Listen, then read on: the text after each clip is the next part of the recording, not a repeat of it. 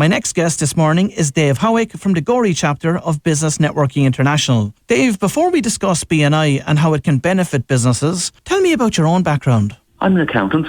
I'm living in Gorey for the past 10 years. I moved down to Gorey from Bray originally. We've got an accounting practice on Bray Main Street. I got invited to BNI about 3.5 years ago.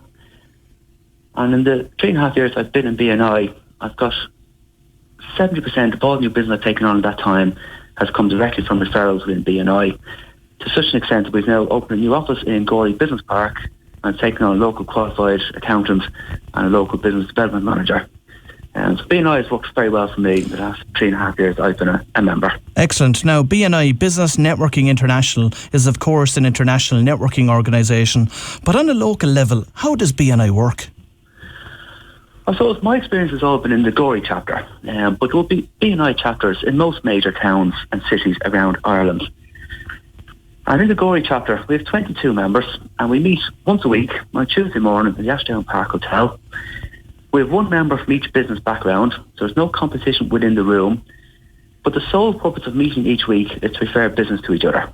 So, for example, if I come across somebody in the course of my week that needs an electrician, it could be a client of mine, could be a neighbour, could be someone from the gym. If I come across somebody who needs an electrician, I'll recommend an electrician in the group. And all I ask in return is that if he comes across somebody who needs an accountant, he'll recommend me. And that's the very essence of BNI. It's based on word of mouth marketing. And how did you first become involved in BNI? A bit of a fluke, I guess. I attended a Chamber of Commerce meeting and I met a guy who was a website developer. Had a chat with him afterwards, and about a year later, I received a phone call from him inviting me to this BNI. I'd never heard of BNI, and he told me a bit about it, invited me along. It was a very early start. At that time, I used to meet at 6:30 in the morning. I always used to avoid network opportunities, to be perfectly honest with you. I wasn't a big networker. Something made me go along to this. I was just very impressed on the day with the friendliness. There's a bit of crack, there's a banter, a bit of slagging, but there's a huge amount of business being passed around. I was so impressed I filled in an application to join there and then. And basically, I've been going every week since for the last 3.5 years. Now, you mentioned earlier in the interview about Chambers of Commerce. There may be some people listening this morning that are wondering, how does BNI differ from all of the other networking opportunities that a business can access, you know, from the likes of the Chambers of Commerce and elsewhere? Yeah, I'd be fairly active in Gorey Chamber of Commerce as well. I'm part of the membership committee now this year. But the Chamber and BNI are very, very different. I guess the Chamber effectively would be almost a lobby group, representative group, concerned with developing business within the town as a whole. Not necessarily just about generating referrals for the specific members within the Chamber. It's a much broader kind of spectrum of things that the Chamber deals with. BNI is very focused. It really only has one purpose, and that's to help the members make as much money as possible by generating referrals. Everything that happens within the BNI chapter is geared around helping the members to generate referrals for each other. Much more focused than traditional networking groups that serve a bigger purpose, if that makes sense. And why is membership restricted to an invite-only basis? One of the big things with BNI is that we only have one member per category. So, for example, I'm the accountant in the Gorey chapter, and as long as I'm a member, no other accountant can come to visit or can apply to join. So we've one accountant, one electrician, one car dealer, one hairdresser, and so on and so forth. A big part of that is that there's no competition within the room. Let's say, for example, we had 3 electricians, and I came across somebody that needed an electrician. I'd have a problem then, who do I recommend? Do I recommend, say, Keith, who's just starting off? I want to give him the business, support a new business. Or I'd recommend, say, Paul, that has been in business for 20 years, has a great reputation, has 10 guys working for him, proven track record. So to avoid that kind of conflict, we have only one member per business background. And the invitation only is to make sure that if I'm inviting someone to come along to BNI, I'm going to make sure it's not going to clash with an existing member. There's no problem with 2 or 3 visitors clashing with each other. That's grand. But just the members, once you actually join the group, you effectively get a monopoly within that. Dave, what criteria must a business satisfy to be considered for membership? I suppose the first thing that happens is somebody comes along for a visit and they see the meeting in progress and they decide if it's something that they'd like to be involved in. And if they do, they fill in an application form. And part of the application is they put down 2 trade references, and a member of the membership committee will follow up on the trade references. The membership committee, which is 4 members, will approve the application in principle. They'll make sure that the application doesn't clash with an existing business within the group, and they'll make sure there's no objections from the group to that member coming in. It's very important that we have the right type of people, and the people are kind of professional, reliable, ethical, and commit. So that's the reason for. So it might sound a little bit exclusive, but really it's just to maintain the standards. Right, and as you mentioned earlier, there's 22 current members of BNI Gorey. What sectors are currently covered from a membership perspective? Yeah, I'll run through the list very quickly. We have a sportswear supplier, a car dealer, a videographer, an architect, an accountant, a hotelier, a tax consultant, a hairdresser, an electrician, a website designer. We have a solicitor, a safety wear supplier, a painter and decorator. We have a financial broker, a business coach, an auctioneer. We have a general insurance broker, an IT sales and repair shop, a computer trainer. We have a credit card services provider, a carpenter, and finally we have a cost management services provider.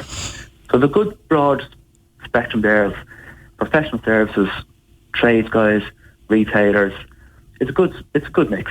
And are there any sector-specific businesses that the Gorey chapter would like to attract at this moment in time? Very much so. We'd love to have a printer, a banker, a recruitment consultant, a HR consultant, a bookkeeper. We don't have a builder, a tiler, a plumber at the moment. We'd love to have a photographer, a landscaper, a wedding planner, maybe a travel consultant, quantity surveyor, a loss assessor, a jeweller, an engineering company, a furniture manufacturer, a physiotherapist, a stationery supplier. We'd love to have a creche owner, a tree surgeon, a florist, maybe security and alarm company, a safety consultant, maybe a business mentor, a BER assessor, maybe an interior designer. There's a massive list of businesses out there. We only have 22 that are currently represented, but there's a lot of scope there to increase the membership. Sometimes businesses might feel that they clash with each other, whereas in actual fact they complement each other. So for example, I'm the accountant in the BNI Gorey, but we also have a tax consultant. Obviously an accountant, a huge part of her job is tax. But from time to time we'll come across something that's specialist, needs maybe the legislation reviewed, and we'll actually recommend a tax consultant. I'd be quite happy to have a bookkeeper in the room as well. Rather than seeing that as a competition, I see that as complementing what I do, and I'd be able to give a lot of business to a good bookkeeper. So how effective is BNI in terms of referrals? And do you measure what percentage of those referrals actually convert into sales? We do. And one thing that's very important in BNI is that we pass genuine referrals, not just cold calls or bits of paper. From my personal situation, in the 3.5 years I've been in BNI, over 70% of all the new business that I've taken on in the last 3.5 years has come directly from referrals received in the group in Gorey. We do track, we have a membership coordinator, and part of their role is to track the business that has passed between the members. We also have, each week, a box goes around, it's called a thank you for the business box.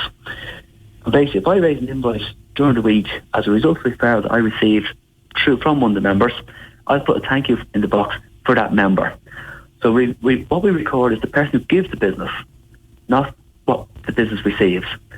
So we record what we give to each other, not what each person gets out of it. Now Dave, the reason I've asked you to join me on this morning's show is to discuss the upcoming Open Day, which has been organised by BNI Gorey. Provide us with the details of this and tell us what the purpose of the event is. Yeah, we're having a visitor Open Day on the 1st of September.